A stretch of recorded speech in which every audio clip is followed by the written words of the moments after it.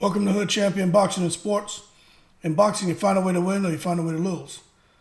So, a lot of people attacking Terence Crawford. A lot of Errol Spence fans have nothing good to say about Terence Crawford. Calling him a duck, blaming him for the fight not happening between him and Errol Spence, because Terence Crawford is choosing to be brave, be vulnerable, be his own man, his own boss. He stepped out there and thought he knew more about being a promoter than he actually knew, and things didn't work out the way he had planned. Now, the Errol Spence fans, they're calling him Bud Sacks, they're calling him a duck, and all kind of other, vile names. But Crawford has fans too. And what fans are saying is that there's a love story between Al Haymon and Errol Spence. And that Al Haymon would never break the heart of Errol Spence and force him into the hands of Crawford. All right? So now that's the flip coin to all this, is that Al Haymon can't afford to lose those 3 belts that Spence possesses. Because then he'll be out the game, baby, like Eddie Hearn in the heavyweight division, with Anthony Joshua losing those belts to Usyk. And Al Haymon is not going to let that happen.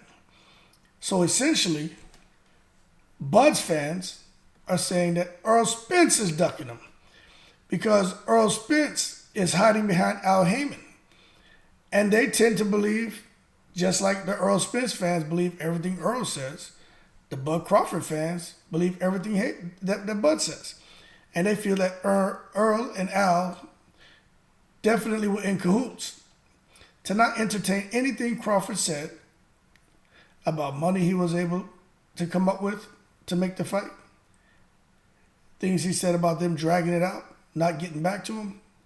Even about Spence saying, show the contract with all the specifics that you asked for when you asked for transparency. And how Spence is on Twitter saying, if you have the contract, why don't you show it to people? Since you're saying that we dragged our butts and you had to move on. Now, the way I understood it, when Crawford was talking about wanting transparency and wanting to see certain things that normally aren't divulged. But Crawford's in a different position now, right? I think we can all agree to that. So the things he was asking for, it's just something that shouldn't have been an issue. But according to Spence, it was given to Crawford. But a lot of the Crawford fans are saying, well, hey, Earl, right? Since you're saying that Bud should present the paperwork that you're saying was provided to him, because you're trying to make it seem like Bud's a liar, that everything he asked for, he received. Now, Bud didn't say he never received it. He just said they dragged their butts. Okay? Now, that's my understanding. But the Bud fans are saying, well, hey, Earl, why don't you present it? Why don't you provide it? Why don't you put it out there on Twitter, on Instagram, on YouTube? Since you want to call Bud out and say, hey, quit acting like you didn't receive this contract or get all the information you wanted. Why don't you show that to the people and let them see what's inside it? Now, my understanding, Bud didn't say he never received it. It's just they dragged their butts and he moved on. So if there was something sent to him, maybe he got it after he already committed to Havana seeing. Now, the Spence fans are going to listen to what I just said and they're going to go and try their best to poke holes in it. But then the Crawford fans are going to come there and they're going to champion what I'm saying and saying, yeah, that's right. Why doesn't he show what was sent to Crawford? And they're going to say the reason Spence isn't able to provide that documentation, that paperwork, that contract, or whatever the source document is, right? Spence can't provide it because he's not at the table and he's not his own boss like Crawford. That's what the argument is. So when I look at it, I feel this way, right? I don't feel Crawford or Spence are ducking each other. I think the problem here is they both have big egos. But aside from that, they're supposed to, man. Both of those guys, when it comes to boxing, they're talented, right? They're special fighters, okay? But what I think is the real issue here is Spence and Crawford have too many options. That's what I think the real issue is. They have too many options, man. It's like going to a buffet. I may go to a Chinese buffet, right? And say, you know what, when I come in here, you see that General Tso's chicken over there? That's what I'm coming here for. But once you get in there, and you see they got the little lao mein, beef and broccoli, they got triple delight, they may have a little sushi bar, they may even have a little spot where they, little American kind of thing, chicken nugget, french fry, sausage, steak. They may have some fried fish in there.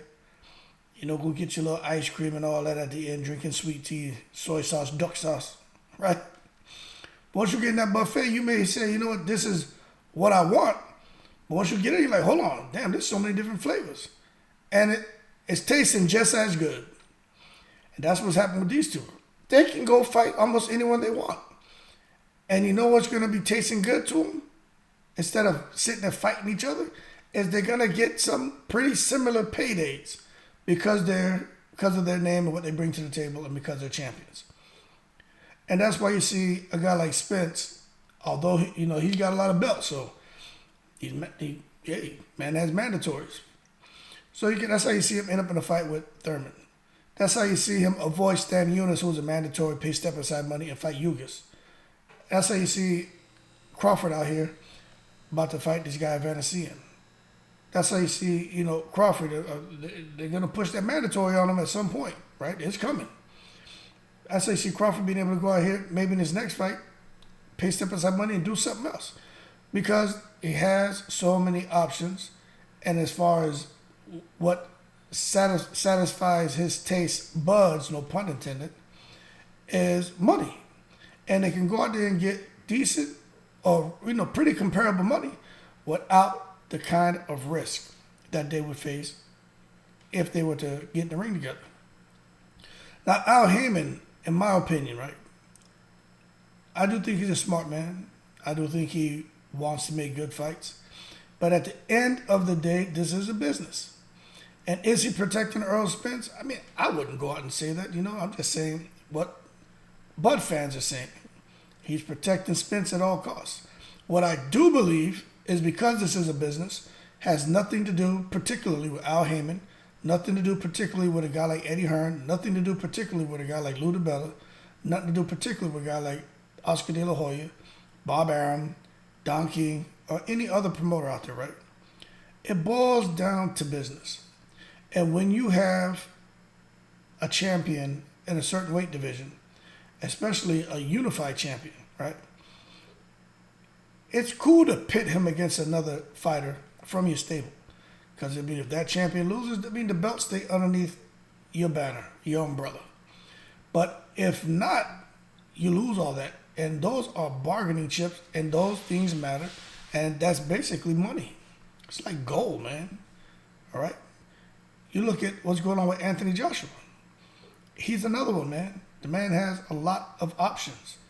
But the thing is, he fought his mandatories. Okay, he wasn't paying step-aside money. Anthony Joshua was out here fighting people. But what happened to Anthony Joshua? Pay attention, man. Big Femi. Excellent boxer. Super strong. Right? The man lost. And lost. Lost confidence. Lost those belts. Eddie Hearn, and as a result, him and Eddie Hearn lost their minds. Now Eddie Hearn is out here trying to stop the undisputed fight from happening, trying to push Flip Hergovic on Usyk, just so Eddie Hearn can get back in position of having a belt, at least one belt from the heavyweight division underneath his banner, the Matchroom banner. And Al Haymon, you think he's going to want to risk losing those belts? I'm not saying he's the holdup. What I'm telling you is, think of it from a business sense, right? It's a high-risk fight. I don't care what anyone says. It's a high-risk fight for Crawford and for Spence. The Spence fans are going to say Crawford's never faced anyone like him. The work rate, he's powerful. The Crawford fans are going to say, Spence has never faced anyone that technical, switch hitter, power in both hands. I say Spence is chinny. A lot of Crawford fans agree. The Spence fans say Bud is chinny. I don't know. But what I do know is there was someone who mentioned that Errol Spence, returning from that car accident, how his body physically has changed, meaning he looks better, he looks stronger. And they talk about how Spence is out here breaking orbital bones, Ugas, what he did to Kell Brook. And for those of you who are like, Triple G broke Kell Brook's orbital bone. No, Spence broke the other side, okay? But there have been a couple comments about Errol Spence possibly using some kind of foul play on Errol Spence's side. And I just don't think Errol Spence, I think he's a hard worker. And I'll leave it as that. And I don't even want to really get into all that because I haven't really seen anything, everyone's entitled to their opinion, right? It's just a conversation. Nobody's attacking Spence. It's just a conversation. And, the thing is, before Spence's car accident, was Spence still a machine? Before his car accident, right? Was Spence still a machine? Coming in there and just beating you down the way that he's doing. A lot of people allude to the Mikey Garcia fight. Excuse me. Spence had that engine in the Mikey Garcia fight. But they say he didn't chop Mikey Garcia down and break him up, the smaller man, like he did Ugas. Like he came and basically was chopping down Danny Garcia, chopping down Sean Porter. Right? I say he chose to box Danny Garcia. He said he chose to box Danny Garcia to prove that he can outbox Mikey Garcia, right? He chose to outbox Mikey Garcia because the majority of people were saying that Errol Spence couldn't win a boxing match against him. So he opted to box to prove a point and to not just go in there and chop him down and tear his ass out the frame, which Errol Spence could have done. So for that, I'm going to go ahead and, in my opinion, I don't think Errol Spence is up to any foul play. He's always been a beast. And it doesn't matter what I think, doesn't matter what you think, right? I'm going to go ahead and say I think Errol Spence has always been an animal in the ring and chopping people down because of the story about him and the Mayweather gym. And at this point, guys taking, enrolled in VADA and urinalysis and everything else and being tested, there's been absolutely nothing that's come out. And to be quite frank, after his car accident, I know he was on a lot of medication. And if anyone was to play foul, you would think they would have seized that opportunity when there was a lot of different medication and stuff going into a system to maybe try to get an advantage. But I just really think Errol Spence just has this uncanny work ethic, and he's all about finding a way to win. But that being said, when he gets into that ring, whenever they do, him and Terence Crawford, it's going to be a hard fight for both of them. Now, what I do think, and I'm just being honest with you, people say, the Bud Crawford fans who are saying Errol Spence is ducking Crawford, I kind of understand why they're saying that. Because when you hear a guy talk about, and I can understand him saying that Crawford's ducking Errol Spence. When you hear Spence talking about, I'm not worried about Crawford. I don't need him. I'm going to 154. Hey, there was rumors, pretty strong rumors, early November, that Errol Spence was going to move up and try to fight Sebastian Fundora at 154. I don't know if y'all heard that, but that's real talk. And then supposedly, right, Al Haymon and other people, right? Because remember, Fundora is over there with PBC. Al Haymon, a couple other people who had some influence over Errol Spence were like, nah, that's not what you want to do. That would be a mistake because Errol Spence would be dealing with a lot of height, reach, and firepower from that lanky 154-pound Fundora. In addition to that, a lot of people are looking at what Fundora did to Lubin. He bust Lubin up. And a lot of people really feel that he could do the same to Spence, especially with the recent eye surgery of Spence. And they just feel a guy like Fundora, who has a high punch output, obviously has some power, has a reach advantage, that Spence fighting him is just a bad decision. Now, I don't know if I call it insanely foolish, but when you hear a guy like Spence talking about fighting Fundora and not caring to fight Crawford, he doesn't need him, right? He's frustrated. He's not going to wait around. It's hard enough to make 147. I can understand a person, he's ducking Crawford. But I don't think so. I think Spence can get frustrated trying to make a fight just like Crawford. And that's why Crawford went and fought Evander Sand. He got frustrated. But at the same time, Crawford went and did something different. People are saying he's ducking Spence. So I see both sides of the argument. But Crawford is going on record now saying, he's just frustrated. He's not really worried about Spence. And he feels like the Spence fight won't really take away from his legacy. When you hear stuff like that, I could see how the Errol Spence fans want to say, Bud Crawford doesn't want to fight Spence. He's afraid of losing.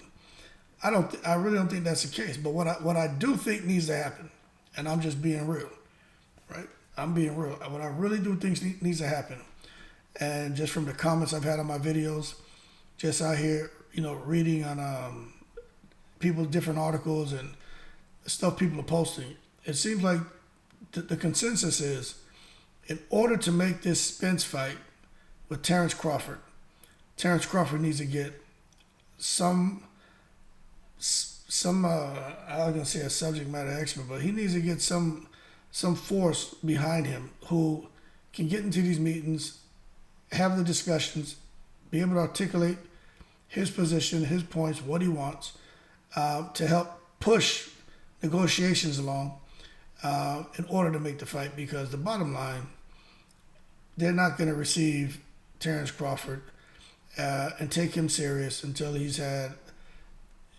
been through this negotiation process a couple times on his own, to where he knows how to cross T's, dot I's, and make sure that he's saying the right things and talking to the right people. I honestly feel Terence Crawford kind of got in over his head, thinking he knew more about being a promoter than he actually knew. What he did was brave. It deserves to be commended. But at the end of the day, I think that, in addition with the apprehension from Al Haymon wanting to, really sit down and talk to Bud, and knowing Bud at one point was associated with Kinahan, and it's just too many things were too many hurdles were in place that would derailing even the opportunity for them to really sit down and have a really decent conversation. And now when we look at it, I think they've worked their way through some of that, and I think there's enough momentum to maybe push those negotiations into a smaller window to where we can at least get some serious talks underway. But at the end of the day, is Al Haymon protecting Errol Spence? I don't know, man. But I know one thing, and I'm not going to go into the back and forth with Errol Spence and what they call him. They have all kind of funny names for Errol Spence fans and the Bud Crawford fans. I don't even want to say the one they call Errol Spence fan because I don't want to offend anyone. But the Bud Crawford fans, somebody was calling him Bud Sacks. I know I said that. I don't know if they took what I said and went and put the shit on Twitter. But it's funny the name they give these guys fans. But I do know this. Look, Bob Arum doesn't want to lose all those belts Haney has that he took from Kambosos. He doesn't want to lose that. Al Haymon doesn't want to lose those belts that he has with Errol Spence. Eddie Hearn didn't want to lose those belts that he had with AJ. You know, he's trying to figure out a way to get something back. And that's the truth of the matter. Don't think that's what caused the fight from not being made. I just think that at the end of the day, they're going to need to have somebody with a bigger personality, a bigger presence, who can sit down and have intelligent talks with Al Haymon and whoever else to really advance this fight, so we can actually see it materialize. But that being said, leave your comments below. Is Al Haymon protecting Errol Spence? We all know what people think about Crawford. Ducked him. He's talking about he doesn't need him for his legacy. He's going to go up and try to fight Jermell Charlo. But then again, Errol Spence talking about he doesn't need Bud. He's not waiting for Bud. He's going to 154, fight Fundora. And fight who else at 154? Both of them just being stubborn. Is it gamesmanship? I don't know. But leave your comments below and let me know your opinion. At the end of the day, I, like you all, I just want to see the fight and I'm tired of the bickering. That being said, y'all keep cool. Shout out to everybody from all 7 continents. Shout out to the veterans. Appreciate the support. And as always, in the breeze.